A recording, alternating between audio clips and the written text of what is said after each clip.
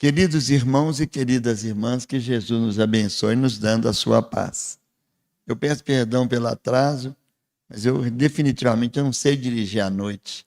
Eu tive que vir quase 10 quilômetros atrás de um caminhão de lixo, que eu sabia que ele ia virar ali, né? Não conseguia ir atrás dele, sentindo aquele perfume maravilhoso, até quando ele virei aqui para sair lá na casa da Vanessa. Desejo a paz e agradeço a compreensão de todos. Bem, meus irmãos, esse famoso Sermão da Montanha ou Sermão do Monte, ele é aquela compilação que Gandhi disse que se queimarem todos os livros do mundo, todos, acabarem com os livros, se salvarem o Sermão da Montanha, nada teria perdido. Porque ele é aquela carta magna que todas as constituições de qualquer nação que se for usar o Sermão da Montanha, no capítulo 5, 6 e 7 de Mateus, teria resolvido os problemas. Não seria de interesse próprio. Então, são 48 versículos no capítulo 5 de Mateus, 34 no capítulo 6 e 28 no capítulo 7 de Mateus. Tem um paralelo em Lucas, mas a gente vê claramente que não tem nada a ver com Mateus. Tanto é que o Pai Nosso de Lucas, ele começa assim: os discípulos desceram com os discípulos e pararam num lugar plano. E aí os discípulos falaram: Senhor, ensina-nos a orar como João ensinou aos seus discípulos. E ele então ensinou o Pai Nosso, não falou nem nosso. Pai, santificado seja teu nome, venha o teu reino. Não falou seja feita a tua vontade e terminou. Pão nosso que dá-nos hoje, perdoa nossas faltas. Pronto. Então, segundo Amélia Rodrigues e segundo o irmão X, aconteceu no mês de junho. Sabe o aniversário de quem que é mês de junho? O meu. E da minha mãe também, claro que é muito mais importante. Então, claro que o mês de junho lá não corresponde geograficamente ou climaticamente igual ao nosso aqui. Mas o fato é que foi no começo de tarde. Naturalmente, Mateus coletou várias. Ele não ia fazer talvez um sermão desse tamanho no mesmo dia. Até que as palestras passam de 1 hora, com exceção do Divaldo, do Raul e mais de alguns aí que pode passar de 1 hora, a maioria de nós não pode. Temos o dever de parar na hora para ter disciplina, para ter respeito para com as pessoas. Então, diz segundo Mateus que Jesus subiu ao monte e, como se assentasse, aproximaram-se os seus discípulos. E ele, nem toda tradução põe essa passagem não, e ele abrindo a sua boca, os ensinava dizendo, aí começa, bem-aventurados os pobres em espírito, ou pobre pelo espírito, ou humilde de espírito. A maioria das traduções, usando a Vulgata Latina, coloca pobre de espírito.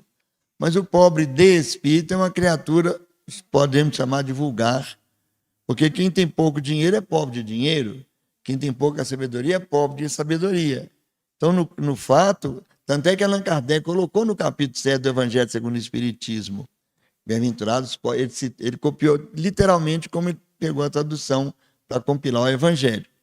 Então, ele colocou pobre de espírito. Mas no item 2, quando ele explicou sobre isso, que a humanidade zombava do pobre de espírito, ele terminou a dissertação dele falando assim, é melhor ser pobre em espírito, ele corrigiu, segundo entende o mundo, e ser rico de qualidades morais. Olha, igualzinho meu neto. Então, meus irmãos, aí ele disse, bem-aventurados os pobres em espírito, porque deles é o reino dos céus. Olha bem a chave com a qual ele abriu o Sermão da Montanha. Porque a tradução de Pastorino, Carlos Torres Pastorino, ela põe assim, mendigos de espírito. Beto Roden põe humildes, pobres pelo espírito. O Haroldo colocou pobre em espírito. Quer dizer, são pessoas simples, humildes. Porque, embora todo o Sermão da Montanha seja uma compilação e vários ensinamentos, ele começa com o mais simples, que é humilde. Quem não tem coração humilde não apreende. Tanto é que eu, se fosse poderoso, tivesse um cargo em algum centro espírita, eu ia fazer aquele papelzinho, aquele panfleto do culto do Evangelho, colocando o Sermão da Montanha como base. Porque para nós espíritas ou simpatizantes, o Evangelho segundo o Espiritismo é o nosso livro de base.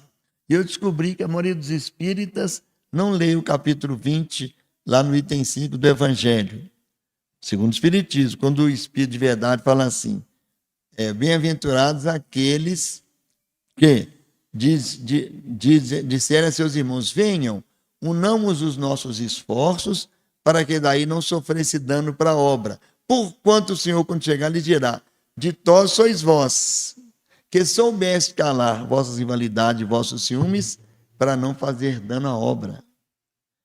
Aquele menino que está falando, ele fala até que ele é Emmanuel, Vitor Hugo Menino, ele fala que a maioria dos espíritos nós estamos muito preocupados com projeção e com o nosso amor próprio. Mas mesmo assim caminha. Graças a Deus caminha. Então,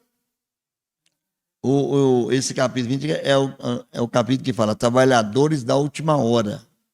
Então ele fala, bem-aventurados os pobres de espírito, porque deles é o reino dos céus. Aí vem logo depois, tem traduções que mudam. Põe primeiro que choram, outros põem primeiro os mansos. Então a maioria coloca, bem-aventurados que choram, porque serão consolados. Porque muita gente chora. Muita gente acha que é vergonha chorar, esquecendo o pranto da vergonha. Bem-aventurados os mansos, porque herdarão a terra. E tem que lembrar que manso é a pessoa que caminha para ser pacífico. Tanto é que Allan Kardec, lá no capítulo 9, se não me engano, ele pôs brandos e pacíficos. Brandos significando mansos. Porque a criatura, muitas vezes, ela é branda por fora. Há um capítulo no Evangelho segundo o Espiritismo, no qual o Allan Kardec fala assim, ou o Espírito, eu não lembro que situação que ele está lá, que o mando e sou obedecido. Aí põe vírgula. E podia dizer que é detestado. Porque, segundo Emílio Mirey Lopes, um psicólogo, ele diz o seguinte, que tem 4 gigantes que a humanidade tem. Kardec, o Divaldo até fez uma palestra sobre ele, começou, falou 2 minutos do livro e passou para os 4 gigantes de alma na nossa atualidade, realmente atualíssimo, que é a ansiedade, que é depressão, tem 4 gigantes que ele falou que tem mandado em nossas almas, mesmo sendo religiosos. Então, ele fala que é o medo, o ódio, o amor e o dever.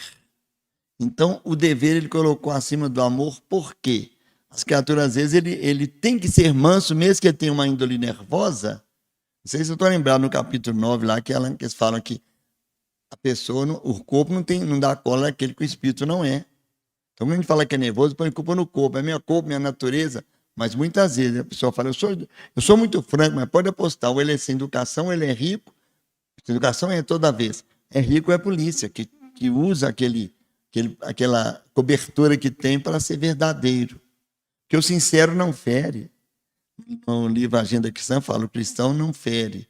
Segue ao Cristo servindo ao mundo. Então, os mansos ou os que choram, que estão perto, estão preparando para um versículo que, na minha opinião, o mais importante sobre a reencarnação, que é o versículo 6, que fala assim, bem-aventurado, esses espíritas famosos, eles falam, é bem-aventurado. Já viu? Eles falam, bem-aventurado. Eu falei, olha, tem um ombro largo, né, Vani? Vamos respeitar. Então, bem-aventurados que têm fome e sede de justiça, porque serão saciados. Zaru fala na palestra sobre isso, ele fala que serão socorridos pelo próprio Deus. Mas a fila dos criminosos que não foram descobertos, dos que não foram descobertos, é imensa. Chico Xavier fala numa passagem, não lembro onde, ele fala assim, que a gente desencarna. Tudo bem. E do outro lado, quase se não deixa para o outro lado, arrepende daquele mal que fizemos a alguém. Encontramos essa pessoa. E vão pedir perdão, não, a pessoa às vezes já perdoou realmente. Não, tudo bem, mas nós sentimos mal com aquele perdão. Nós vamos pedir uma reencarnação na qual passaremos por situações para que a nossa consciência fique em paz. Daí a pessoa tem fome e sede de justiça nele. A consciência não caminha devendo alguma coisa, porque ela não fala nada, né? Ela vai, quando a gente está errando, ela tem até no interior que eles falam que quem não escuta conselho, escuta coitado. Vai andando, cuidado, por fim, coitado. Então a criatura pede, nós pedimos como diz, quase pelo amor de Deus, eu preciso de passar por essa prova. Tanto é que no Evangelho segundo o Espiritismo, se não me engano, a questão 663, desculpa, no Livro dos Espíritos, fala assim, se a gente pode pedir a Deus para dar uma colherada, eu sou amigo da Vânia, da Vaninha, da Mestre, dá uma colher de chá para mim. Eles falam que não, tem provas que tem que ser suportadas até o fim, porque dependendo dessa prova, a nossa libertação espiritual, que todo o caminhar do espírito, todo ele é para a evolução. E qualquer amarra, qualquer empecilho que temos por trás, temos que libertar deles. Tanto é que um livro chamado Semeando e Colhendo, ele fala que a dor não evolui ninguém. A dor corrige. Corrige. O que evolui é o amor, a caridade, o amor e o estudo. Porque chega uma hora, a pessoa não sabe ler, uma hora ele pode estudar. Porque a alma precisa, porque está dentro de nós. Tem uma passagem do Evangelho que Jesus fala assim, não tem nada oculto que não venha a ser revelado. Não sei se vocês lembram disso. Só que a gente pensa assim, nossa, eu vou desencarnar, eles vão passar aquele filme que a gente é que vê. Mas os superiores veem, mas não vão comentar. Eles não estão preocupados com a dívida que eu levei para o outro lado, eles não estão preocupados. A não ser aqueles que nos avalizaram. Mas vai ser revelado o que nós temos de potencialidade divina. Quando o Senhor nos criou, quando Ele resolveu, porque Deus tem a vontade dele, a hora que Ele quer, criou-nos. Naquele princípio espiritual, colocou todas as virtudes, qualidades que nós vamos desenvolver, desabrochar em nós. Então, quando fala que não tem nada oculto que não venha revelado, Ele mostra, o mal tem um fim, hoje ou amanhã, mas o bem nunca vai ter fim, as virtudes nunca vão cessar, porque elas vão aumentando. A pessoa fica boa num dia, no outro dia fica melhor, num ano ela tem paciência, no outro ano ela tem mais paciência, mais tolerância. E tem um detalhe, à medida que a gente evolui, a gente, pelo menos eu, a gente fica com medo de errar, porque sabe que a lei existe, o porão, né, da casa mental, o instinto, você vê que é forte para determinadas situações. Mas, de repente, você sabe que a lei está anotando, marcando pela sua consciência. Na mente, porque só não é o perispírito que guarda, na mente é que guarda, só que reflete no perispírito. O perispírito é matéria igual ao corpo, mas a mente, o espírito, a casa mental nossa é que marca tudo. E não tem como, doutor Leite, eu estou de mão comprida, com a camisa de mão comprida. Se eu desabrochar, tem umas manchas aqui, ó. Então, enquanto a camisa está tampando, enquanto a carne nos tampa, nós vamos caminhando. Mas quando chega a hora que tudo fica às tonas, fica a visão, tudo aquilo que está errado vai pedir reencarnação, vai pedir chance. Tanto é que no Consolador, pergunta 300 e pouco, fala, a reencarnação já é o perdão divino. Então, esse versículo, que a Mena Rodrigues trabalha muito bem, ele fala, muito criminoso, oculto, reencarna e vai consertar-se. Irmão X tem até um fato que é que o senhor, primeiramente, ele deu um golpe na família, numa herança e ficou rico. Deu outra chance, deu outro golpe, ficou rico. No fim da vida, que a gente, todo mundo depois na certa idade, depois dos 30, 40 anos, começa a pensar, não, pode estar chegando a minha hora. Então começa a pensar, e agora? Se voltar atrás vai ser um escândalo. Muitos já tinham morrido. Aí começa a fazer o bem. Começa a fazer o bem. Falar no Evangelho, falou que o amor cobre multidão de pecados. Sem dúvida. Começa a fazer o bem, mas a consciência fala, eu sou ladrão. Eu sou ladrão. Os outros podem colocar no nosso túmulo lá, né? O espírita não põe aqui já, às vezes põe, o espírita põe aqui, volto já. Mas mesmo assim, que fizer tudo isso, a consciência nossa vai estar marcando. Pedro Leopoldo não veio olhar, a mãe pediu o filho para olhar. O pastor ou padre elogiava tanto o defunto, que ela falou, filho, vai lá ver se é seu pai. Não pode, seu pai não é isso, não. De tanto que ele elogiava, porque ele recebeu para isso. Então, esse senhor desencarnou com fama de caridoso, mas ele, na consciência, estava cobrando, sua ladrão. Pelos meandros lá dos senhores do Carmo, ele reencarnou, pobre. O pai morreu, ficou cuidando da mãe. A mãe muito enferma, trabalhava num banco. E ele, muito tempo atrás, o banco é tudo escrito em papel. Então ele notou que o colega dele jogava papéis no lixo. Ele começou a levar os papéis para casa e descobriu que o colega dele estava lesando o banco. Começou a guardar e viu que ele estava roubando. De repente, esse colega dele morre. Se fosse espírita, não ia morrer, desencarnava. Mas não era espírita, morreu. Acabou. Falou, e agora? Passado algum tempo, a mãe dele piorou, ele teve que dormir no hospital com ela. Enquanto ele dormia com a mãe no hospital, entraram na casa dele e roubaram tudo, inclusive o cofre, nos quais, lá no fundo do fosso, ele guardava os documentos. A mãe ficou uns dias no hospital, desencarnou. O banco esperou uma semana ou duas, o cara chamou ele lá e falou, ladrão. Ela só ia no setor, ladrão. Foi acusado de ladrão, ele sentiu na pele, ele sabia que não era, foi acusado, a família, assim, antigamente o povo tinha vergonha de parente ser preso, hoje o povo acha até chique, meu filho tem um relógio no tornozelo. Antigamente havia vergonha quando alguém tinha uma situação assim. Então, não sei quantos anos que ele ficou preso. Lá ele ficou tuberculoso, adoeceu. Quando ele saiu da cadeia, anos depois, ele foi na casa da irmã. A irmã falou, olha, eu não sei se meu marido vai te aceitar. Você fez a gente ficar muito envergonhado, toda a família. Mas vem cá amanhã, eu vou ver o que ele pode fazer. Então deu o seguinte para ele. Deu um dinheiro para ele fazer um lanche, quando no tempo o dinheiro era cruzeiro ou réis, não sei, e ele foi. Comprou um lanche, foi um lixo.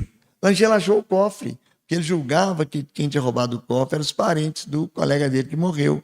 E o cofre estava intacto. Ele abriu o fundo do fosso, estavam os documentos.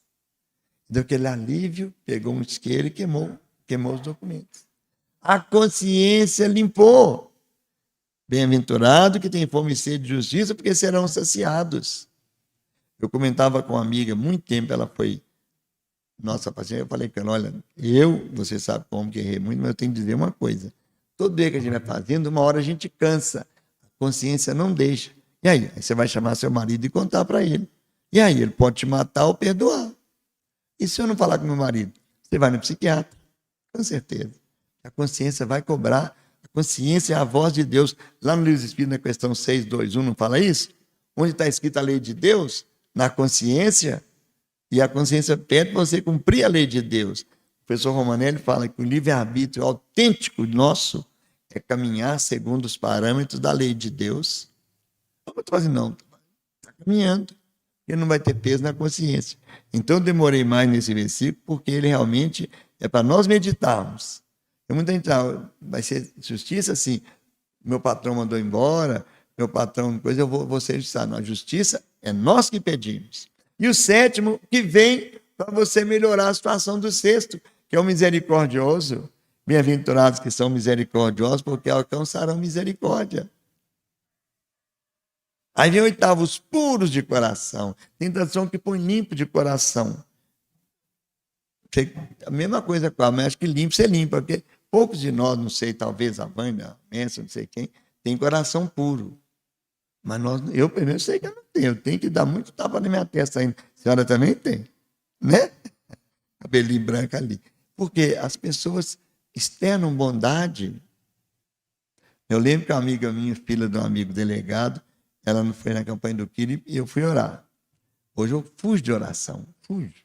Eu não estou à altura de orar. Eu fujo até de noite sozinho. Eu falo, senhor, desculpa, eu vou falar com o senhor sem fé. Ela então viu eu rezando, eu disse que eu pus a mão assim, ela falou, olhou assim, não tinha uma lágrima. Eu estava lá, igual o povo imita Chico Xavier hoje, Senhor Jesus e tal. Tinha uma lágrima. Depois que ela falou isso, eu fiquei pensando, realmente, gente, é muito sério. Então, puro de coração não é a pessoa que, claro, uma pessoa de 1 ano, 2 anos, ela tem pureza nessa encarnação, mas você não sabe.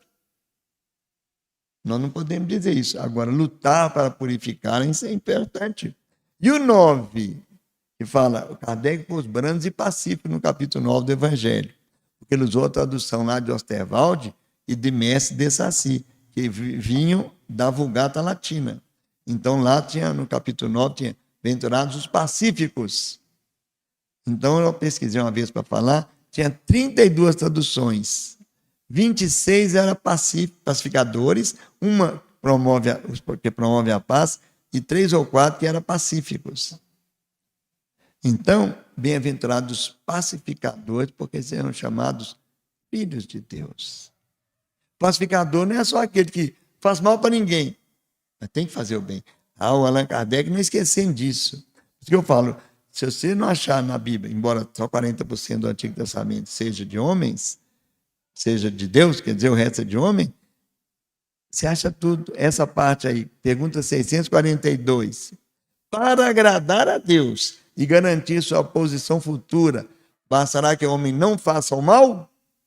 Seja pacífico e morno? Não. Tem que fazer o bem no limite das forças, porque responderemos não somente pelo mal praticado, mas pelo bem, pelo mal que advém e do bem que você não fez. Eu tenho pergunta do livro dos Espíritos que eu cortei. Quando eu fui ler o livro Principiante Espírito, se não me engano, Kardec falou que sua razão não aprovar, você não aceita, não. Então, uma pergunta que eu lembro de cor, que eu cortei, 488A. Depois que li o Nosso Lar, falei, essa pergunta não tem procedência. Na minha opinião, de obsidiado, porque Nosso Lar mostra que as mães não esquecem dos filhos. Lá fala que os espíritos esquecem aqueles que esquecem deles. Nós sabemos que não é verdade, especialmente as mães. Então, no capítulo 10, ele fala, bem-aventurados sois vós, quando vos perseguirem, e mentindo. É o detalhe da perseguição. Porque tem fala que é honesta, tem fala que é a opinião da pessoa. A pessoa tem o direito de ter opinião. Nem todo mundo consegue praticar o ensino de Jesus que fala para não julgar. Nós julgamos pela pressão que nós temos das pessoas. Então, e mentindo, disserem todo mal contra vós por minha causa. Exultai e alegrai-vos, porque é grande o vosso galardão. Então, depois começa. Aí naturalmente, ele falava para a multidão de toda espécie. Tinha soldados, mulher do povo, gente sofrida. Uns choravam, outros estavam ansiosos com a voz dele. Então, estavam sendo alimentados. Ele começou a falar para aqueles que despertariam mais tarde para o trabalho do bem. Vós sois o sal da terra. Não falou, fulano, todo mundo é sal, todo mundo pode ser tempero. Há uma passagem mais tarde que fala, cuidado que o sal em vós sois sal. Cuidado que o sal que há em vós não seja sem gosto, sem tempero. Se perder o tempero, acabou. Depois começa, para mais profundo ainda. Não se acende uma luz e esconde no candeeiro. A criatura que começa a ser boa, começa a sentir o sermão da montanha, ou as lições espíritas, ou os romances que a gente lê, o coração começa a querer ser mais. Sem querer, ele já está brilhando. Não forçando para as pessoas. É igual esse menino falou, o Vitor Hugo Menino, não é forçando para ficar em evidência, para nas médias, nas mídias. A própria criatura, pelo jeito de falar, pelos atos, começa a brilhar. Então, onde é que ela estiver, ela vai brilhar. E não precisa de forçar. Aí fala, vós sois a luz do mundo, não se esconde a candeia. E fala um versículo, deixou bem claro. Assim, eu gosto dessa tradução, que fala, resplandeça a vossa luz diante dos homens, para que, vendo vossas boas obras, glorifiquem vosso Pai que está nos céus. É como Madre Teresa dizia, você tem que fazer o bem como se fosse a Deus. Você não tem que fazer o bem para, nossa, a Vânia me deu uma cesta básica, dona boa, não. Você tem que a criatura receber aquele bem, julgando que Deus inspirou aquela criatura que foi ajudá-la. Deixar claro para aquela pessoa que você é um instrumento. A gente vê as pessoas agradecendo, ganha cesta básica, ganha 500 cestas no centro, distribui, agradece os que doam, né? Não, nada, não liga nada. De nada, não estou dando. Porque tem um livro, uma revista chamada Revista Internacional de Espiritismo. Gente, quem me ajuda a ver o relógio ali? Que não está lá, velho. Não estou conseguindo ver o relógio direito. Que hora... Ah, tem um aqui pertinho. Ah, tá, obrigado, viu? Ela fala que o espiritismo, os espíritas recebemos a franquia de Jesus e de Kardec para falar do evangelho e da doutrina. Nós somos igual aquele pessoal que fabrica Coca-Cola. Fabrica, mas com a fórmula que eles mandaram. A fórmula do Kardec ele colocou no livro dos Espíritos, estão lembrados? Qual o verdadeiro sentido da palavra caridade, como entendia Jesus? Benevolência para com todos, indulgência com as imperfeições alheias e perdão das ofensas. E Jesus o amar. Eu não falo que eu sigo Jesus, ainda não dou conta. Não sei perdoar 70 vezes, mal 2 ou 3, conforme a ofensa. Não guardo mágoa, choro. Quer dizer, se eu choro é porque sinto ainda. Não, fulano, eu choro, gente, a intenção não foi essa. Porém, a gente tem que ser sincero. Primeiro, vamos persegui-lo. Porque a doutrina espírita te dá a chave para tudo. Tanto é que Allan Kardec colocou no Evangelho segundo o Espiritismo, quando ele começou a compilar o Evangelho, ele pôs o versículo 17 do capítulo 5. Não penseis que eu vim destruir a lei. Não vim destruir, mas vim cumprir. Só que ele falava claramente, aprendesse que foi dito, eu, porém, vos digo. Sutilmente ele foi mudando a lei, porque os teólogos estudiosos falam que a resposta do Antigo Testamento é o povo pedindo socorro, por resposta, e Jesus é o socorro. Ele veio para mudar o Antigo Testamento, para complementar, porque ele era um Deus, todo mundo sabe, era o Deus dos exércitos, né? Ouro por ouro, dente por dente, animal por animal, vida por vida. Ele veio trouxe o amor e a misericórdia. Ele não fala mais o seguinte assim, se tua justiça não for maior do que os escribas dos fariseus, não entrarei no reino dos céus. Porque os escribas dos fariseus, a justiça deles é a de Moisés, é olho por olho, ritualistas. Se fores levar a tua oferta no altar, e não é que alguém te dê uma coisa contra ti, vá primeiro e reconcilia. Deixa a tua oferta no altar e vai lá e reconcilia. Que é o mais importante, será aquilo? Se teu...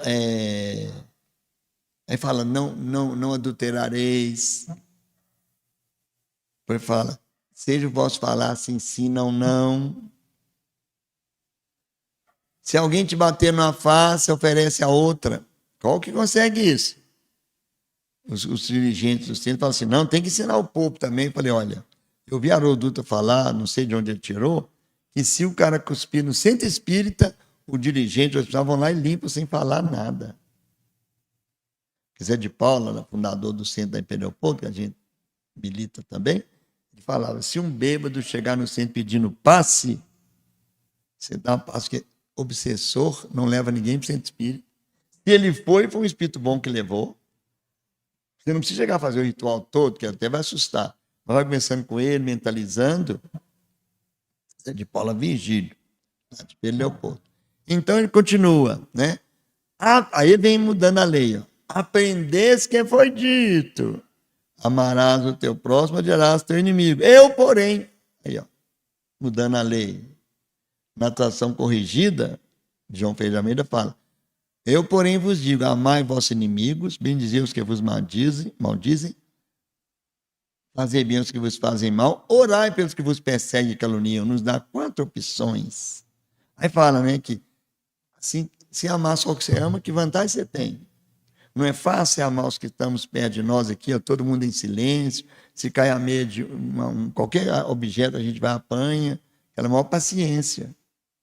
O Emmanuel fala no livro Intervalos, no prefácio, que a nossa atitude é medida pelos Espíritos no intervalo de uma reunião em outra.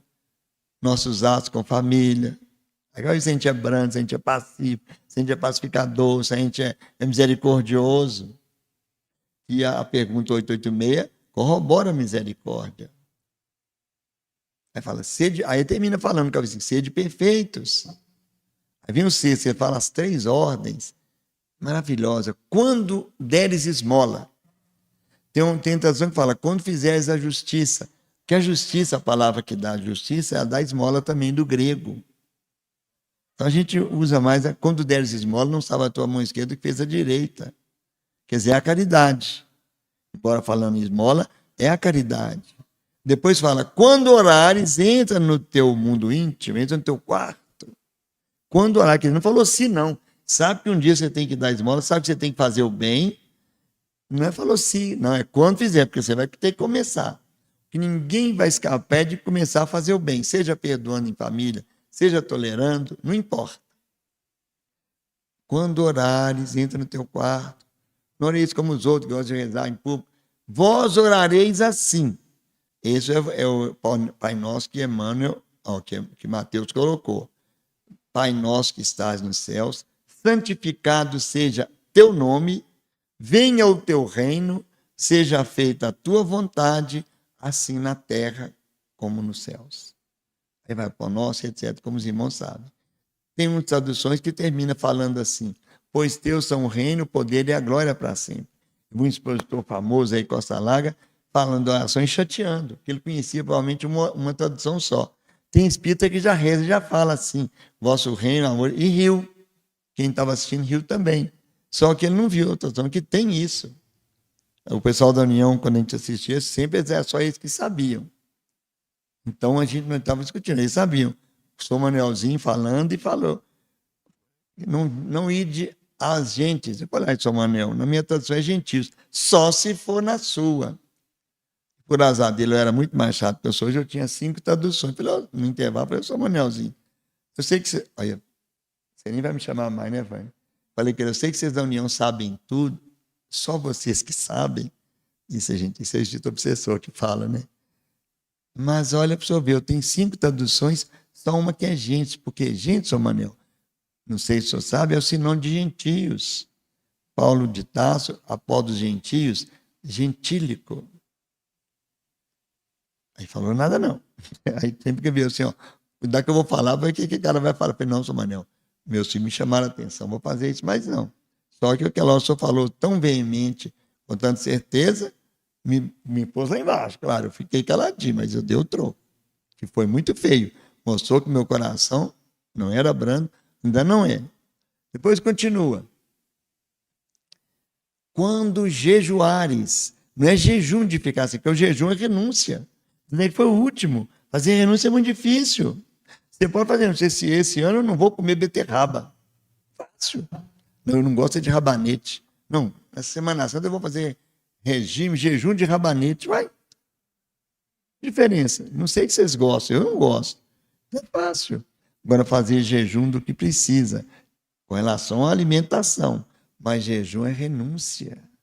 É um pouquinho mais de tolerância, como os Espíritos falam, um pouquinho mais de paciência, porque a viagem é curta.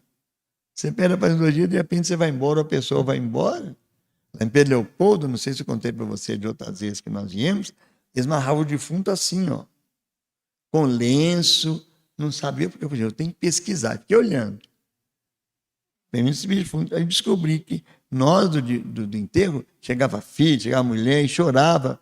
Eu te amo, te amo. Eu falei, gente, se não tivesse amado, ele ia fazer assim. Agora é tarde. Porque eram pessoas que não tinham cuidado com os pais ou com a mãe. E na hora desesperava.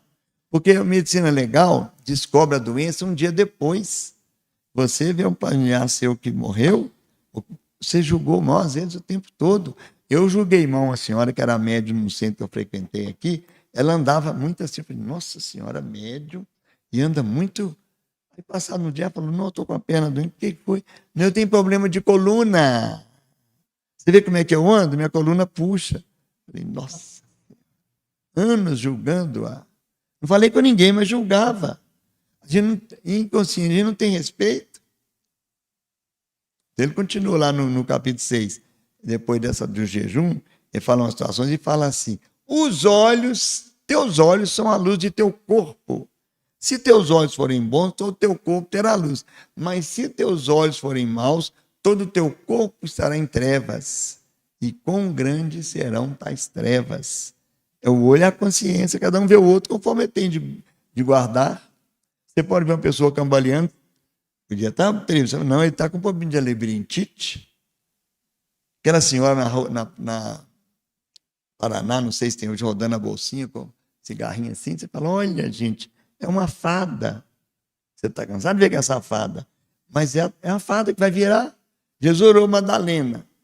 Madalena que tem não tinha perfume da Avon, nem da Natura, mas tinha outros perfumes. Devia ter aquele batom vermelhão, né? E é uma das mulheres mais bonitas. Jesus olhou para ela, não viu nada daquilo. E dentro da alma dela, a luz do olho dele era pura. Os olhos são a luz do mundo. Então, mais na frente ele ainda fala, né? Não andeis ansiosos pelo que haveis de comer ou de beber. A reencarnação. Não é a vida mais que o alimento e o corpo mais do que as vestes? Se o corpo é as vestes, o espírito é eterno. A reencarnação para quem quiser. Ainda fala, buscai primeiramente o reino de Deus e sua justiça, e todas as coisas serão acrescentadas. A lei divina, o livre-arbítrio seguir a lei divina, tudo que tiver de vir, vai vir. E ainda termina falando assim, cada dia basta seu próprio mal. Você vai ter um pão de cada dia, vai ter o mal de cada dia, significando que, como diz no Apocalipse, não temos o que há de padecer. Não é que temos um destino de padecer, mas se nossa alma deve, vai sentir. Eu ultimamente estou achando que eu errei muito de finanças, sabe? Acho que eu estou com medo de ficar rico, vocês nem têm ideia. Estou vendo se funciona. Porque o medo te atrai do que você acredita, porque sabe que no fundo a alma sente. A alma sente o que vai passar. Então, no começo do capítulo 7, que a gente esquece também. Não julgueis para não ser julgados. Jesus ainda fala, se você tiver tempo, se você tiver trabalho para fazer, você não tem tempo de julgar os outros. E ele tem uma frase que ele fala muito. Depois do ensinamento de nosso Senhor Jesus Cristo, o que eu mais gosto é o não julgueis, que ninguém sabe a origem, o início das coisas, a dificuldade que a pessoa teve. E Emmanuel ainda fala que, de repente, conforme o julgamento que você fizer, você passará um problema igual para você sentir, pode acontecer com a gente. Com a medida que medir, sereis medidos. Agora tem um versículo que é muito chique, né? Não jogueis vossas pérolas aos cães, nem aos cachorros, que não despedaçam as pérolas. Então você não tem que falar de religião com os outros. Não, você não vai fazer isso. Mas imagine você dentro do ônibus, há uma conversa lá, uma notícia, você vê uma batida, uma pessoa massacrada, você fala, nossa, que a pessoa ali foi atropelada, e você fala assim, sutilmente, né? Só para a mestre ouvir. Se eu não acreditasse na reencarnação, eu ia achar que Deus é injusto. Pronto. Não você fala mais nada. Porque quando a gente começa, primeiro eu, né? Como espiritismo, eu tinha um evangelho novo, eu ia no ônibus lendo em pé, fazendo assim, ó, para o pessoal ver as páginas. Não sei se adiantou alguma coisa. Mas uma vez, eu gostava de falar bom dia, e foi falando bom dia. E sentei perto de uma senhora, conversei com ela. Nas 2 semanas depois, ela na porta do armazém, tomando Guaraná no sábado. Vocês sabem qual? Esse moço aqui. Eu falei, nossa senhora, magoei você, moça? Não. Eu estava um dia, saí do trabalho, eu levei um estilete, eu ia matar meu colega. Eu ia fazer um estilete no pescoço dele. Eu treinei o tempo todo para isso.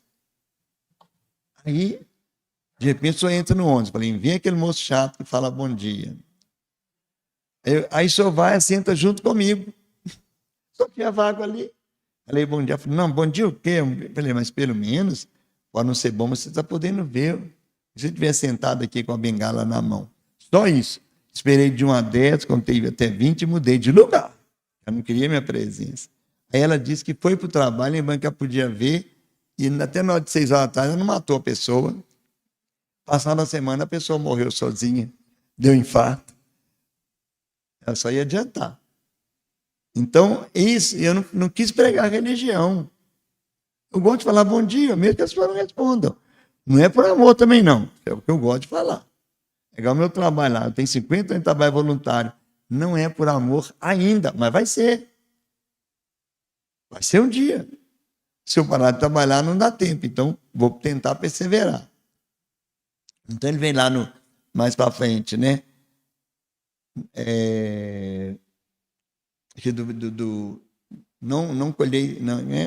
Não colhereis uvas nos abrolhos. Se você plantou espinho, você vai colher espinho. E mais um pouquinho, fala do julgamento e fala assim: aquele que ouve as minhas palavras e as pratica. Mas toda a tradução está igualzinho. Quem ouve as minhas palavras e as pratica será comparado ao homem prudente que edificou a sua casa sobre a rocha. Os ventos vêm, a chuva vem, aquele vendaval todo e a casa não mexe de lugar. Porque Francisco de Assis tem uma frase que fala assim: cuidado com o teu viver. Talvez seja o único evangelho que alguém esteja lendo. Quando Jesus disse lá no final do evangelho de Mateus, fala assim: ide e pregai, não tinha nada escrito até então. Então, pregar é fazer. Não adianta você vir para o seu espírito de camisa nova também não. Mas eu gosto de camisa branca, de mão comprida. Está um calor, mas eu não sinto calor. Eu gosto de vir. Eu gosto de andar. Eu até prometi para mim que uma vez por mês ia andar de terno. Mas só tive coragem uma vez. Falar tanto aleluia comigo, eu não tive coragem de ir ainda não. Eu não estava com livro, mas eu quero começar qualquer dia. Então, que hora que a gente ouve a palavra? No centro, na igreja, porque toda religião prega o bem. Tem umas que não, que tem um problema da prosperidade. Mas a maioria das religiões fala do bem. Uma amiga minha que mora, a mãe dela era minha amiga, ela morava no Canadá. E no Canadá e Estados Unidos é aquele evangelismo que veio da Inglaterra. Não é igual, assustou. Ela foi 5 igrejas aqui. Ela assustou com as igrejas aqui, com a preocupação de ganhar. Eu falei, mas vocês não têm trabalho? Não, nós vamos pregar evangelho, o negócio é salvar almas. Ela pensou comigo, lá estava na igreja que ela participa, eles procuram igual a doutrina espírita, alimentar também. Só que elas não fazem campanha de guerra, elas cotizam e vão. Igual tem muito grupo, e eu tenho a alegria de ter filhos meus que participam, de levar alimento nas ruas. E eles dizem que tem aumentado a quantidade de pessoas. É claro que 30% não precisa de estar. Eles falam com a gente, não, aqui na rua eu não passo fome. Às vezes passo frio, mas é um dia ou outro eu não passo fome. Ninguém deixa a gente sem comer. Mas a maioria está lutando para sobreviver. Depois fala, né? Mas aquele que ouve as minhas palavras e não as pratica, será comparado a um homem insensato que edificou a sua casa sobre a areia. Sem alicerce, vieram os ventos, sopraram os rios, sopraram os ventos, os rios varreram, e aquela casa caiu, foi grande a sua ruína. E quando ele estava terminando, Mateus narrou lá, que o povo ficou alegre com a doutrina dele, porque ele pregava, não como os fariseus, porque eles vinham fazendo. A primeira vez que ele falou lá no monte, nesse mesmo monte, Pedro estava na praia, enrolando as redes. Então, em dado instante, ele começou a ver que o povo subia pela estrada para ir para aquela redondeza, que é o lugar desse sermão. Pedro ficou assim, mais um para enganar o povo. Pedro era muito bom, ele era rude, mas era muito sincero. Ele falava, tu és o Cristo, filho de Deus vivo. Estão lembrados? Quem diz onde que eu sou? Agora eu vou para Jerusalém, eles vão me pegar, vão bater, vão cuspir. Senhor, vão lá para as Nações Unidas, lá tem um tanto de sala aberta aí, só esconde lá. O que falou com Pedro? Sai de mim, Satanás. Senhor, mas pelo amor de Deus, o senhor me elogiou, agora o senhor me manda para Satanás. Pedro, é preciso vigiar. Mas Pedro era sincero. Então Pedro não conhecia Jesus e viu o pessoal subindo. Curioso, acabou de enrolar, vou também, foi. Ficou na terceira fileira do povo esperando. De repente, Deus aparece.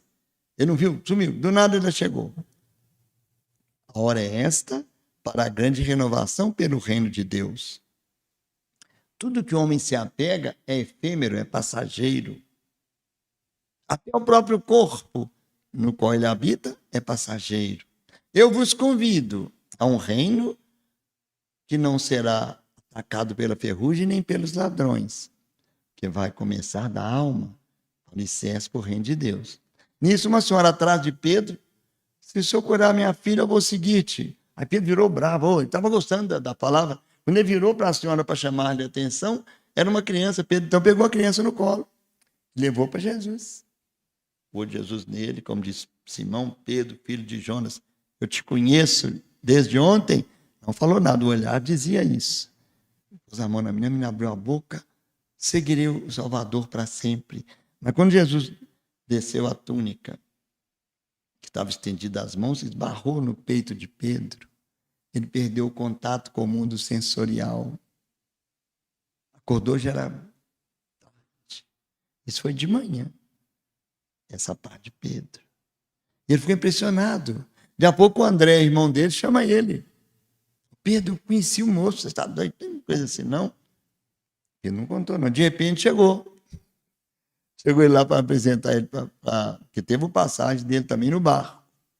Mas depois André levou ele. Jesus apareceu com eles lá, né? Pedro, Tiago, João. Tem mais um, né? André, vinde a mim. para pescares comigo almas no oceano atormentado dos homens. Então Pedro foi aquele que o amou, mas Jesus só nasceu no coração de Pedro quando Jesus falou com eles: vocês vão me trair, vão me fugir, vão me abandonar-me. Pedro falou: eu não, senhor. Eu não, senhor. Eu sou mineiro, lá de Sabará. Eu não vou negar o senhor, não. Ou de Pedro, podia ser que fosse o gaúcho, não sei. Ele jurou que não negava. Eu sou aquele Pedro. A criatura humana é mais frágil do que perversa. Como se dissesse: lembra no Sermão da Montanha, não julgueis para não ser julgados?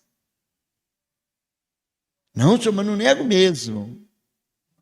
Foi lá, aconteceu tudo, aquela maquitaça lá na orelha daquele desafio de lá, cortou a orelha do Malco. João, então, levou Pedro, pôs ele dentro da casa. João tinha amizade com o pessoal todo. Quando ele passa, a moça fala, né? A porteira, não é isso?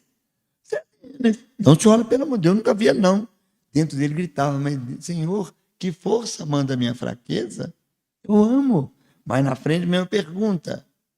Na frente, não, você está até cheirando de peixe, você é dos dedos. Não conhece tal homem. Nessa hora, o galo cantou. Eu havia falado com ele antes, o galo canta, você me ligar 3 vezes.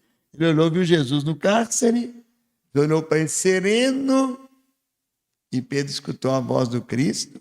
Quando ele sentiu que o Cristo passava a mão na cabeça dele, a criatura humana é mais frágil do que perversa. Chorou amargamente. Nessa hora, Jesus entrou no coração dele. Ele estava do lado. Nessa hora, o Sermão da Montanha fez efeito. Que às vezes você escuta, mas não faz efeito. Para aquela turma que estava ali, o efeito fez-se quase de imediato. Porque quando ele terminou de falar, todo mundo já as estrelas começando a chegar nos céus, que tem uma passagem que ele fala assim, ele estava fazendo discurso e vê as aves. Olhar as aves no céu, não semeiam, nem colhem, vosso Pai as alimenta. Nisso as aves chegaram assim, quase no pôr do sol, assim, estavam aqueles trigos, anêmonas, arruda, e plantação de trigo. Ainda fala, olhai os lírios do campo. Naquela tarde, então, aqueles corações estão alimentados, que quando for descer do morro, quem subia para o morro procurando Jesus? Um leproso. E ele vinha gritando, lepra, imundo, imundo. E todo mundo saía de perto. Ninguém saiu de perto. Ninguém fugiu do leproso. Extasiados que estavam aquelas almas com o sermão, que nunca mais seria dito igual. Ninguém fugiu do leproso, que chegou até o Cristo sem obstáculos e disse a ele, Senhor, se queres, podes limpar-me. Nossa tradução tem curar, mas todo o evangelho está limpar-me. Porque a lepra de então era considerada sujeira. Eu falou que não, vai tomar uns passes lá, mandou? Procura tratamento para obsessão? Não. Quero! Significa que ele é o Senhor do karma. Ele é o Senhor do karma. Os evangelhos, às vezes, ao brigar conosco, falam isso e falam a verdade imensa. Tem karma, não, Jesus é o Senhor do karma. E realmente, não curou porque ele estava merecendo. Como ele falou com Pedro mais tarde, curou como responsabilidade. Quero ser limpo. Ser limpo. Todo mundo perto ouvindo. Todo mundo emocionado quando viu a lepra sumir do leproso. Confirmou tudo que ele tinha dito, aquele amor que ele pregou no Sermão da Montanha. Reconcilia sem depressa com seu adversário. Quantos se abraçaram provavelmente durante o sermão? Às vezes eu lembro de um velório, vai ser meio vaidade, vou contar, a gente estava fazendo oração, eu vi uma prima minha sair do outro lado e abraçar o pai dela. Depois eu fiquei sabendo, ela tinha 15 anos que não conversava com o pai. E meu irmão tinha morrido. Eu falei, graças a Deus, você morreu, Jairo. Nenhum de nós tem mágoa de você. E tem certeza que você também não levou mágoa da gente. Essa frase que ela disse que fez ela chegar até o pai dele e abraçá-lo. Essa hora que a gente reconcilia. Vocês viram que a alegria verdadeira, a gente chora depois dela?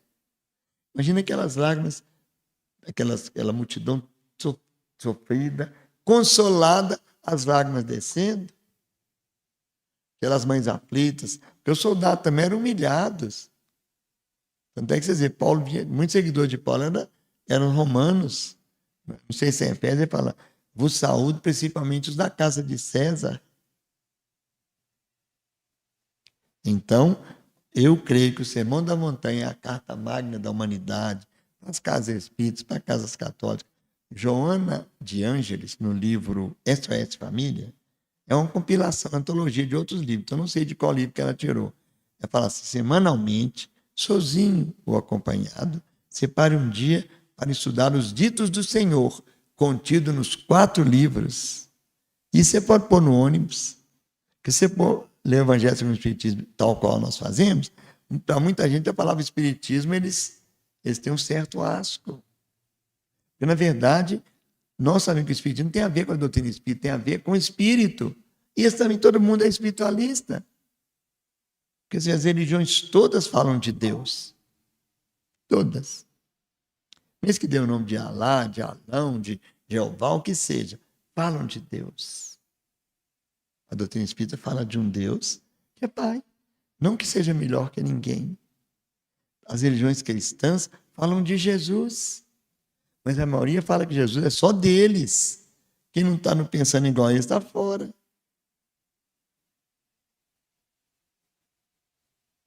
A doutrina espírita fala de um Jesus que é irmão de todos. O mesmo Jesus que nós amamos aqui na Casa Lares Unidos é o mesmo de outras casas também. Tem até um livro do Chico Xavier que chama Entre Irmãos de Outras Terras. Ele foi discussão dos Estados Unidos, foi recebendo mensagens lá. Então, a doutrina espírita não é uma religião fundada por uma pessoa. Allan Kardec apenas codificou. Ela é uma religião fundada por espíritos. Todas as religiões falam da alma imortal. Só que define o lugar que elas vão, como se a gente tivesse poder para isso. Fulano foi para o inferno, fulano foi para o céu, fulano foi para a igreja. Eu não li ainda onde foi, a partir de quando a igreja criou o purgatório. Mas fomos nós católicos que criamos. A doutrina espírita não mostra nem céu, nem inferno, nem purgatório. Mostra a vida continuando, estuante e bela. Cada passagem do Sermão da Montanha dá imortalidade para nós. Bem-aventurados os pobres pelo Espírito, bem-aventurados que choram, os mansos, os misericordiosos, puros de coração, os pacificadores. E nos convida a construir uma casa no alicerce, com sinceridade, se ensina ou não. Talvez não tenhamos ainda coragem de alguém te bater na face e virar outra. Mas você já dá um... Chico Xavier em Pedro Leopoldo, o senhor o procurou e falou com ele que eu vim para marcar o casamento seu com minha filha. Chico olhou assustado, todo mundo olhou de perto. Eu estava com a roupona, um chapelão, as botonas, né? Porque minha filha vem cá, te escutou, apaixonou por você. Você tem um vozeirão? Não, o vozeirão é de Emmanuel. Não, pode levar Emmanuel também. Não tem problema não, minha filha tem que ser feliz. Não, mas é a primeira vez que eu vim como mulher, como homem, eu não sei o que é casar, não sei não. Custou dobrar o moço. Ele aceitou, fechou a cara e foi embora, batendo nas botas. Bota assim, pisando, né?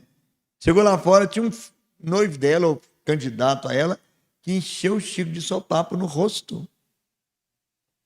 E o que ele fez? Chorou. Tá chorando por quê? Quer apanhar mais? Não, eu tenho uma cara muito dura, acho que eu machuquei sua mão. Manso de coração. Tem uma vez lá no centro, vou terminar, chegou uma senhora com um paninho na cabeça, não sei se aqui ainda é, a gente abria as garrafas de água fluidificada para fluidificar. Era rolha às vezes, ou papel, mas dava no bolso. A senhora, eu não sei se é Ernestina ou Cabacuína. Vamos pôr Ernestina, que é o nome que eu lembrei. Quem me contou já faleceu, não dá para consertar.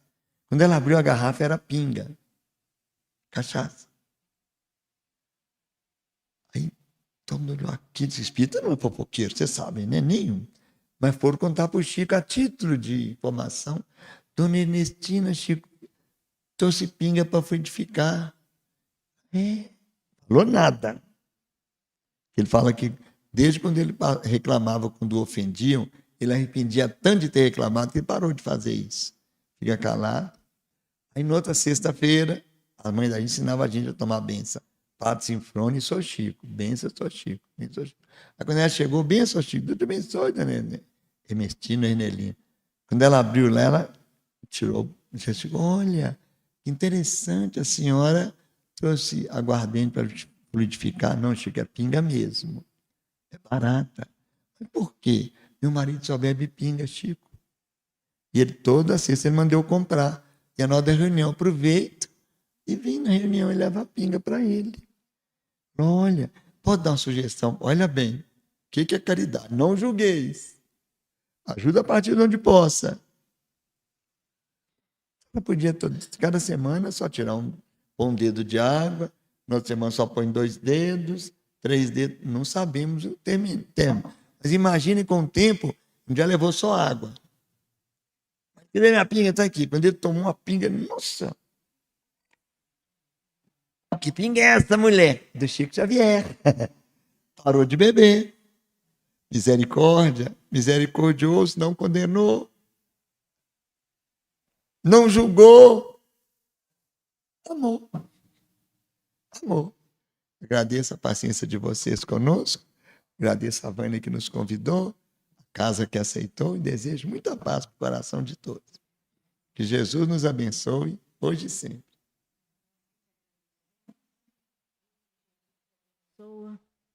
Reforce sempre em você esse propósito do bem e do servir. Viu, amigo?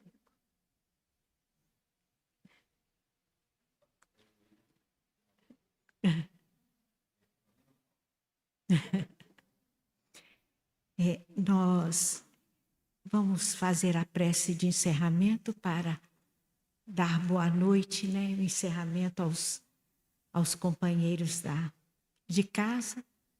Então, nós vamos elevar o nosso pensamento a Jesus mais uma vez, agradecendo a Ele esse momento de luz, de paz, de refazimento em nossa vida.